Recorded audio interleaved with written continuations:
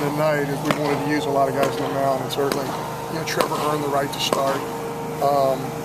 We needed Chad because they had some left-handers clumped at the bottom and the top, and I thought Chad did a really nice job for us. And certainly Daryl has been throwing pins for a month now and really wanted some action, and I was just so impressed with what he did. He really, for a guy who hadn't pitched this year at all, he really commanded the baseball, especially his breaking ball. It's going to help us, because, with not having a Woodruff and Evan, struggling with a little bit of a command issue, we need that extra arm, especially out of the bullpen, and that can be Daryl Norris. That's really going to help. Thought CT was very, very good. Wish he would have gotten that last guy so that we could have pushed Holder, into the ninth inning, and then of course Holder was on deck there too, and that's something I wanted to push down the road. But I was just really proud of the way we, the workman-like attitude of our kids tonight. And, you look around our league and you look at scores. The midweek is tough, and this is a good baseball team. I think, I know Oral Roberts has a losing record. I'm not, trying to speak in cliche, but it's a program that's been to 14 consecutive regionals. They're used to winning. They're a very good club, and they're, you can see the arms are throwing out. They had several arms go out there and throw 92, 93 with good breaking balls. Great test for us, a great opportunity for us because, you go right back into conference play a day earlier on Thursday, and our kids would much rather play a ball game than a practice for sure, and that's what we got the opportunity to do.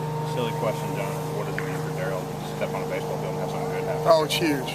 It's huge. I had the opportunity to see Daryl pitch as a junior in high school, and it looked like that. The ball came out of his hand like that. I think he registered. Velocity's not everything, but he registered a bunch of 92s and some 93s tonight. That's what we saw in him in high school. I know he desperately wants to be on that baseball field. He just does everything the right way. It seemed like he had 20 guys in the dugout. Oh, really, man, you better believe it. You better believe it, because he's worked that hard and deserves that opportunity. This is the time of year where you have that. If you can have that fresh arm that's available to you, it's a shot in the arm for the club. And I hope maybe that's what Daryl Norris does for us. Let's talk about now, quick turnaround. You talked the other week about it would help to play a game going to series, and now you've had a midweek game just to, like you said, not practice, just keep playing. Well, not necessarily a dilemma, but the one thing we're dealing with that we weren't expecting, of course, because we didn't play on Friday, Julio has 2 days chopped off this week instead of just one. But I think in some respects, Butch and I believe that it helps him because, he's not going to be amped up, and he's got to rely on command, and he's got to get to the bottom of the zone. I think he was a little bit more tired because he got all amped up on Friday night, and he didn't have as much in the tank on Saturday, but he just pitched, and that's what we want him to do. When he just pitches, he's very good. That changeup was good, the breaking ball's good, and the fastball's down in the zone. So, in some respects, I think it might help him. KG, Kendall's gonna be 1 day off of his normal schedule, which is fine, and so will Lindgren. But we need our pitching staff. We're playing a great club. You're talking about 2 evenly matched clubs. I think the records are pretty daggum close to being identical. RPIs, if you believe in what you're reading online, 10 and 11. It's a great series, and this is where I go into my public service announcement. I would just love to have a big crowd. This is a huge weekend for us. It's a huge weekend for South Carolina, and we'd love to have. I know school's not in session, so we don't have our kids, but we just love to have a very vocal crowd show up because this is a big weekend for us. There's still a lot at stake for Mississippi State this weekend. How impressed were you by the guys who don't always pitch, but pitched well and in a close game too? Yeah, certainly that's Daryl. Daryl's really the only guy. CTN pitched in a while, but we got him loose several times. But we really wanted him to pitch, and I thought he did a nice job.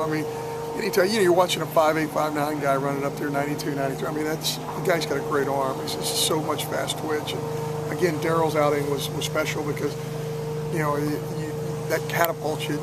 It kind of jump starts you and says, hey, I did it this time, I can do it again.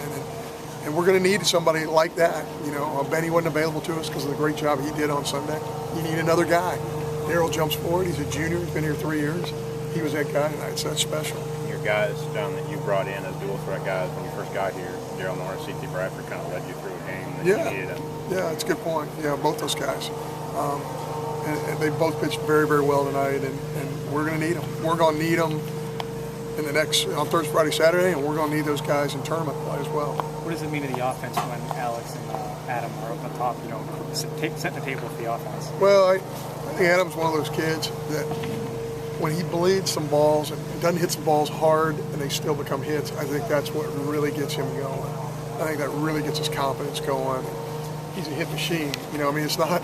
You can say it's luck. It's just he's just done it so much. He's gotten so many hits at Mississippi State, and you know, our kids tease him a little bit when he bleeds one in there. But you know, I thought CT swung the bat very well tonight. I thought Pearl had some good swings. I thought up and down we took good swings. The hardest hit ball of the night is Hunter Renfroe. He just crushed one into center field on the line.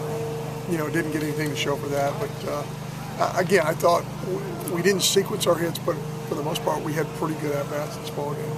Trevor gave you 3 good innings at the start, so that he sure did. Get everything in control. Right, and I don't even know if Trevor slept last night. Like, he was on a radio show, and Trevor, he was just jacked up last night, ready to pitch. He's one of the few guys in my 22 years I came in the dugout after speaking to our club in left field. He's already in here, like 15 minutes before game. He's ready to pitch on, you know, in the dugout.